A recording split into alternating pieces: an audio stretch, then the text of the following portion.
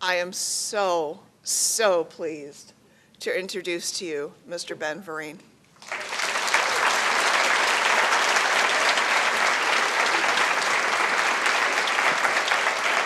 Thank you. Thank you ever so. What is your son's name? Sir, what is your son's name? Dylan. Would everyone join me, please? Happy birthday to you. Happy birthday to you. Happy birthday, dear Dylan. Happy birthday to you. Thank you. I apologize, the rabbi is running late, so I'm going to cover for him. Hine matov umanachim shebarachim gom yachat.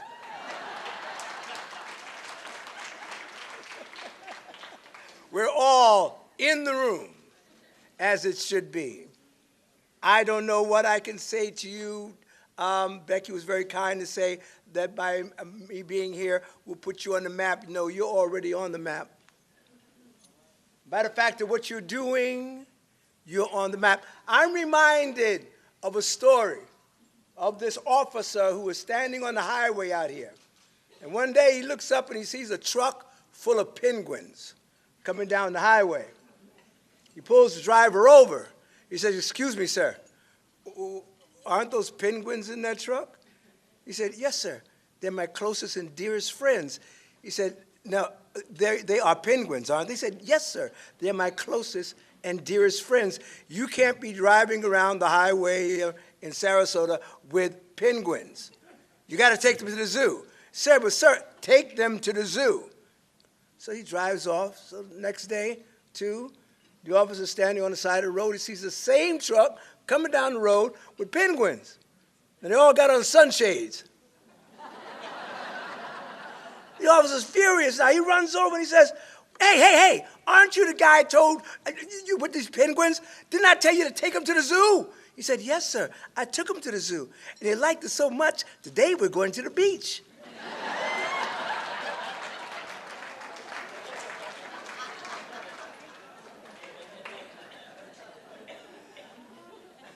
You're the drivers of the truck. You're the drivers of the trucks.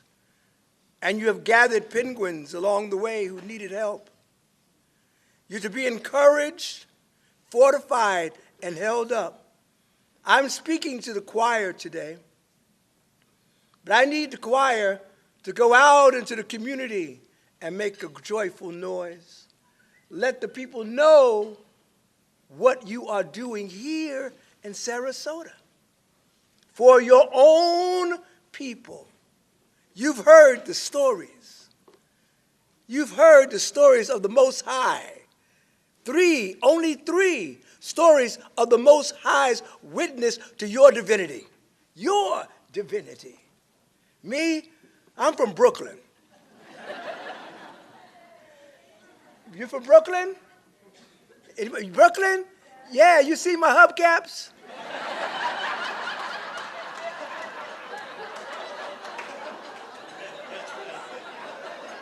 All right, we'll talk later. My mother was a person who was like, I think she would have been a member of the Promises. My family came together by her gathering people. I remember there was one woman, her name was Virginia Batts, and I was 7 years old. We're walking through the Fulton Street Park, and there was this woman sitting on the park, pregnant. Now, no, she had a baby. My mother sits down, and she has this conversation with her. And they talked for hours. Next thing I know, they're in my house. Next thing I know, I got a baby sister. I'm going, huh? And she raised this child, and she do this. But in those days, but this woman, Virginia Batts, of course, she was on there. You see, here's the thing. Here's the thing that we got to watch out for. The system is, as somebody said, rigged. It is. It has been rigged for a long time. Why? Because people take advantage of the system. And those people who are in need are not seen because of the fact that there are those in the middle taking advantage who do not need. But you're trying to get to them. That's what I love about Family Promises, is that you identify those who are in need and you focus on them and you draw them out like Scotty, beaming them up. Well, Virginia Batch had 14 kids. 14. It's a lot of kids. She was just like drop them, drop them here, drop them there.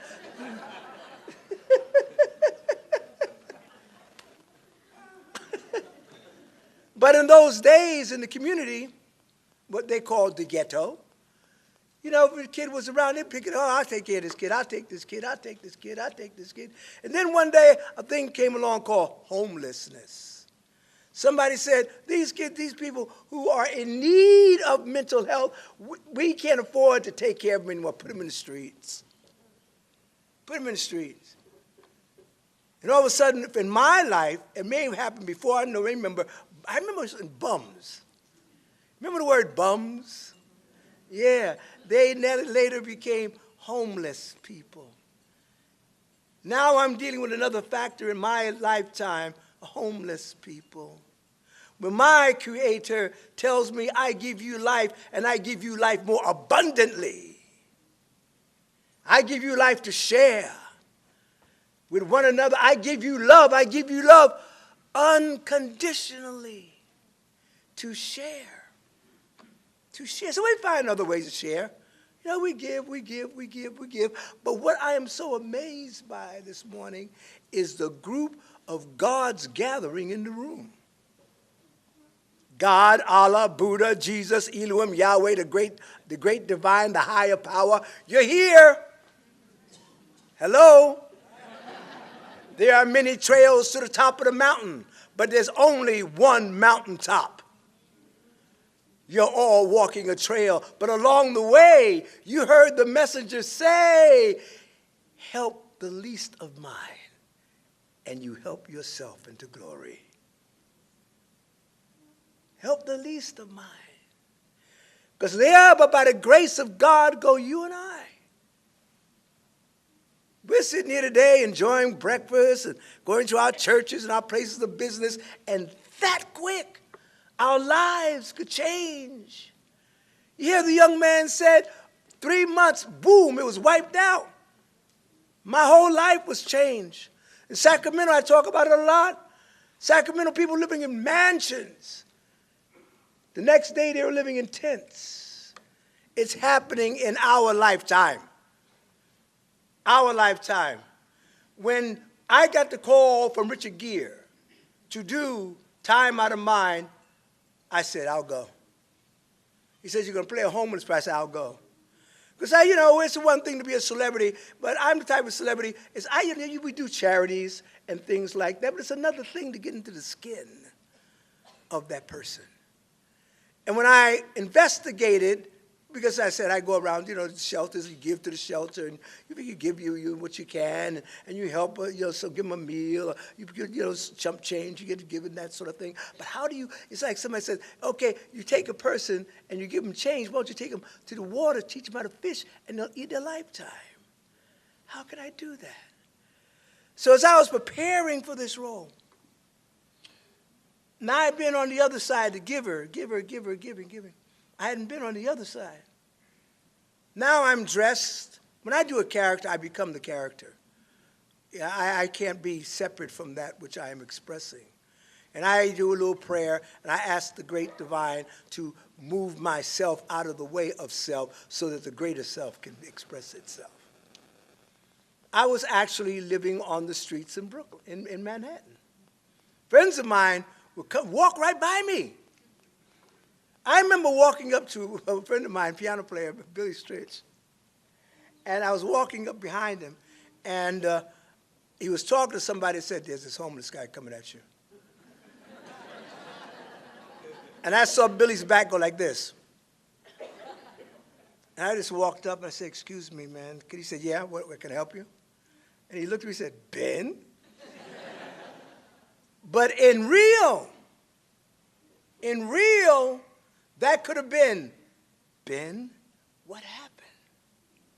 But I was playing a role. We later went down to Union Square, where Richard and I would panhandle. Now we're in the streets. Now here's Richard Gere, Ben Vereen, in your face, panhandling. You got a nickel, a dime, something for me? You know, I'm a little hungry. Just give me a little change. Can you spare a little change? You got a car, wash your windows, whatever you want to do. Anything you want to do. They would ignore us. This is Richard Gere, pretty boy. And Ben Vereen, prettier boy.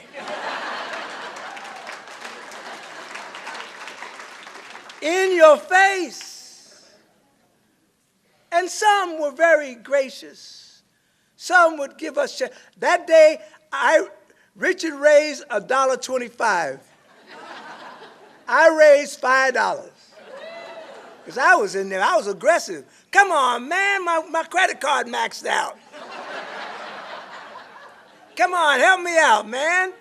He named my Tova, my name. What do you want?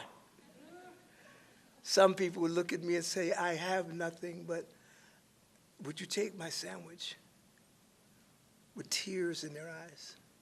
I wish I could do more for you. That's enough. Just by you stopping and having this conversation means a lot to me. And they were gracious. They were, thank you, that you would stop.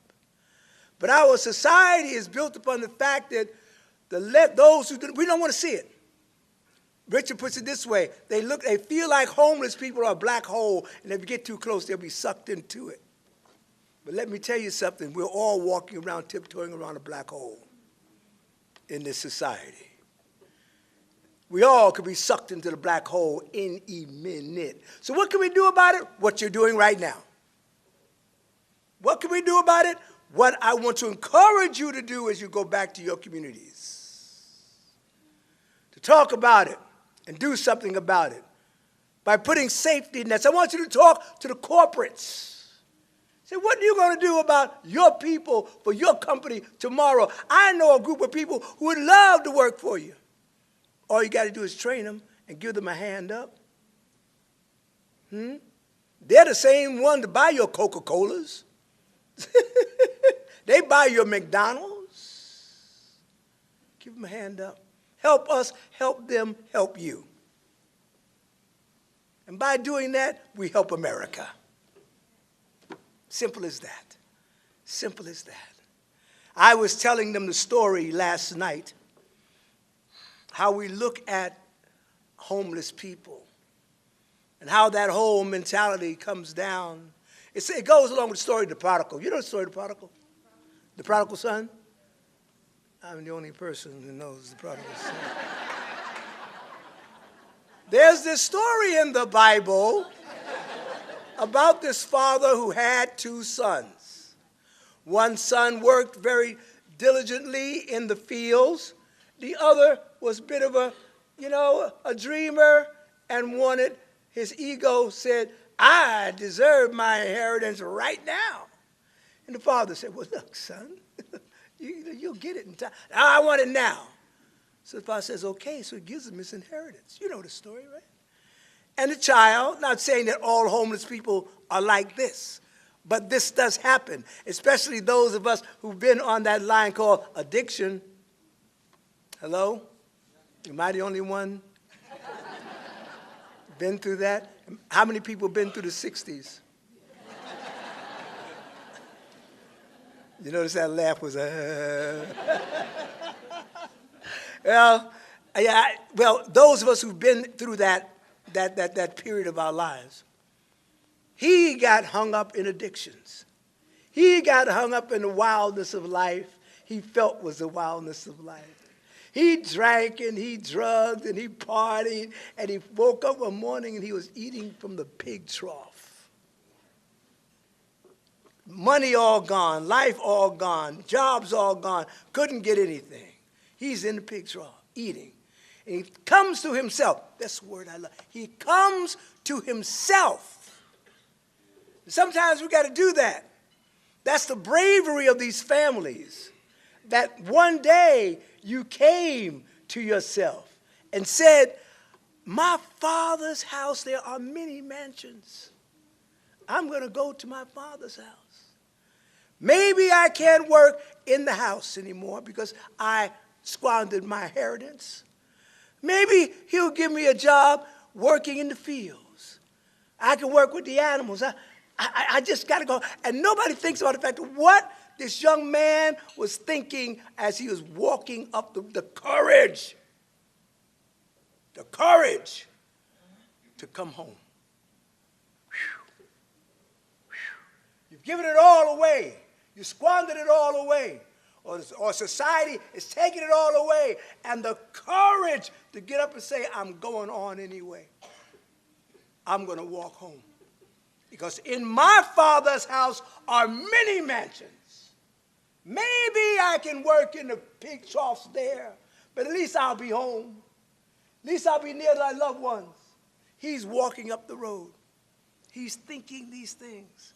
Oh, how am I going to be received? God, I know they're going to be mad at me. I was wrong. I humbled myself. God, I hope they forgive me. But you got to understand something. If you know the story, the father hears that the son is coming. He says, kill the fattest calf. Bring me my golden robe and my ring. He runs down the road to his son. He didn't walk. He didn't stand at the door. He ran down the road to meet the son, threw the robe on him, put the ring on his finger, and he said, he who was lost is now found. Come home, my dearest one. Welcome home. The father didn't say, where you been? What you been doing? See, I told you not to do that. That's what the family promises are like. Huh? They don't say to these families, well, you see, had you not done this, had you not gotten the drugs, had you not pissed off your boss, had you not done so and so, you wouldn't be in the situation you are. No, they say, he who was lost, welcome home. Kill the fattest calf. Volunteers, come in here now. We got work to do. Clean them up. Make them, get them all polished up. Feed the children. Help them with their lessons. Make them feel comfortable about being in a home again. And let them know that they are loved. They are loved. Something that we all need every now and then is to know that we are loved. Forget it sometimes. We take it for granted. Oh, I'm going to be loved all the time. Oh, I got somebody in that at 1600 that place up there in Washington. I'm being nice. They said they're going to take care of me all the time. I ain't got nothing to worry about. They're too busy taking about themselves. But there's this group of people here in Sarasota called the Family Promises who ask for nothing but your support. We'll do the work. We'll get in the trenches. We'll find the people. We'll love them back to society, love them back to sanity, love them back to themselves, love them back to the divine beings that they are. Just give us your support. Give us your support. You know, I had a theory. I was in San Francisco, and there had been a killing up there. And these kids were killed by these gangs. And I had just come from Shreveport, Louisiana, where we marched to do down with the drugs in the community there with Dick Gregory. So I was feeling all of my activism. So I get to San Francisco. I said, well, let's have a meeting with the gangs and the churches. I got the churches together. The gangs were easy to get together, but you know the churches were hard to get together. That's why this room was a miracle.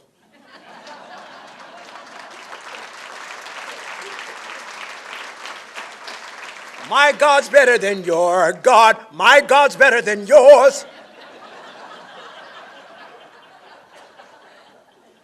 It was harder to get the churches to agree than it was to get the gangs to agree. But finally, they did agree. And I said something to them.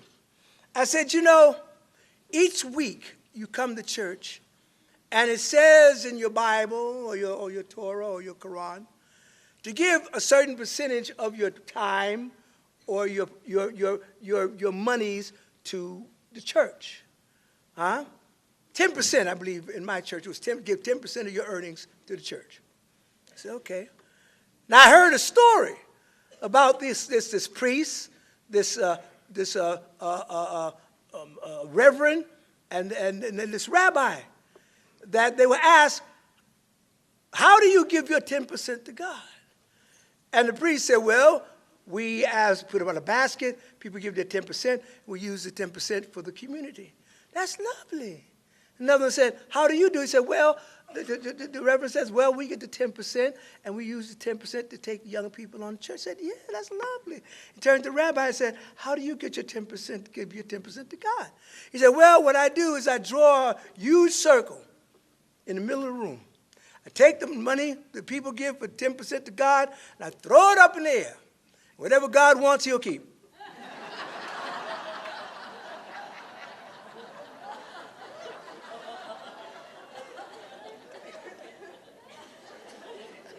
You'll think about that for a minute. But what I'm getting at is this. If we could get all of you churches to put aside a percentage, an extra basket, each Sunday that goes to the promises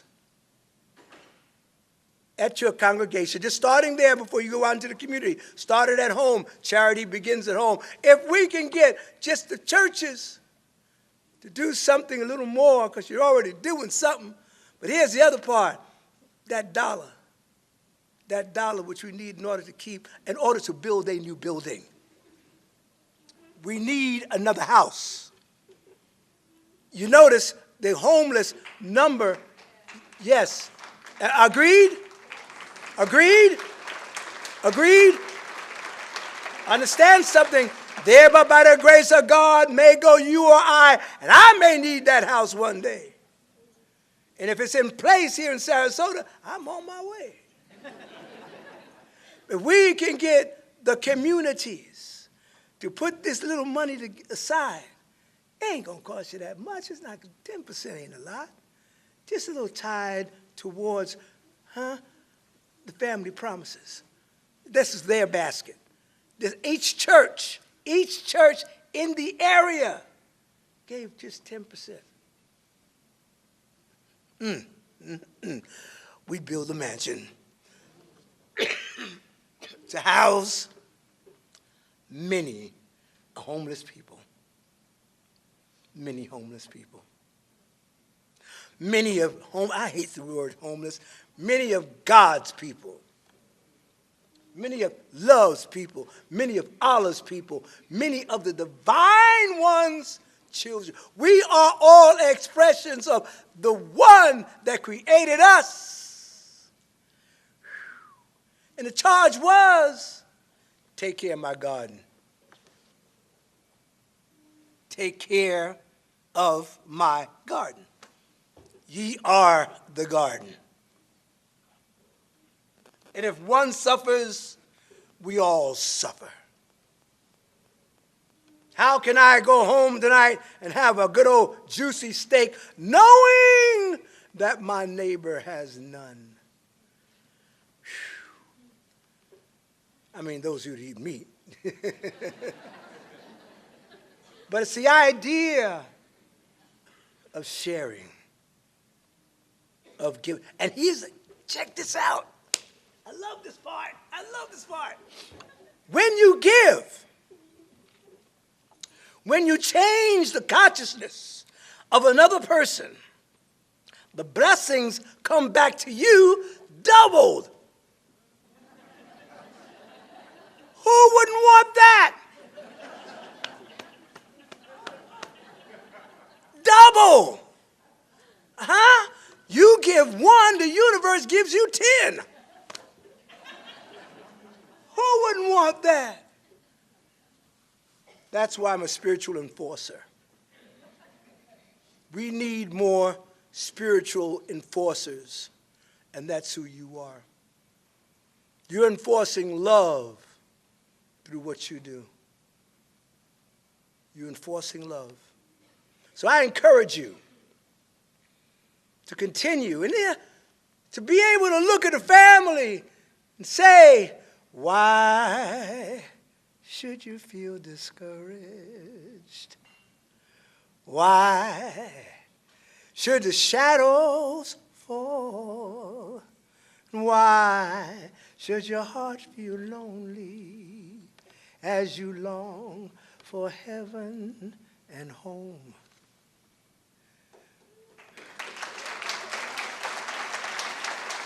When Jesus, Allah, Buddha is your comfort, a constant friend is the divine. God's eyes are on the sparrow. Oh, man, think about it. Think about it. The sparrow, a little bitty sparrow. And I know that same God is watching over me. We got work to do ahead of us, people. It's not all about a song and a dance. Now, more than ever, what legacy are you going to leave behind for the planet? What family is going to look up one day and call your name as the reason why their legacy is going on? Who is willing to go? Who is willing to stand in the face of the storm? Who will go? I remember one time a little guy named David said, I'll go. I'll go. Yeah, man, there's a big old giant out there. He's going to kick your butt. Look at you, frail and all. I'll go. I don't know what awaits me, but I'll go today. And I anoint you all Davids. Huh? Will you be a David for me today? Let me see your hands. Let me see your hands. Let me see your hands. Now I want you to take those same hands, put them in your pocket, write a check. As I said, I'm preaching to the choir.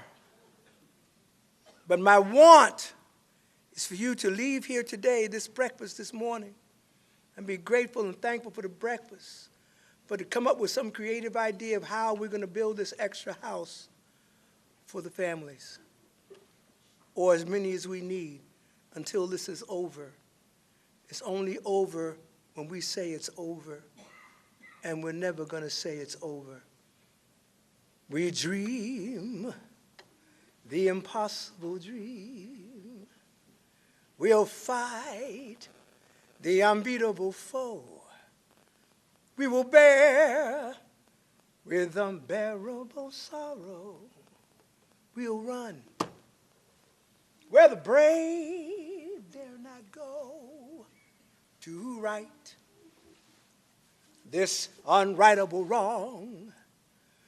We will love pure and chaste from afar. We will try when our arms are too weary to help them reach their unreachable star. For this is our quest, to follow that star, no matter how hopeless no matter how far. Are you willing to fight without question or pause? Are you willing to march into hell for this heavenly cause? And I know if you'll only be true to this glorious quest, our hearts will lie peaceful and calm when we come to our rest. Now the world is better for this, that one community. You may be scorned and covered with scars. You still strove with your last ounce of courage to reach the unreachable star. That's you. Thank you, Promises. Thank you. Thank you for what you're doing.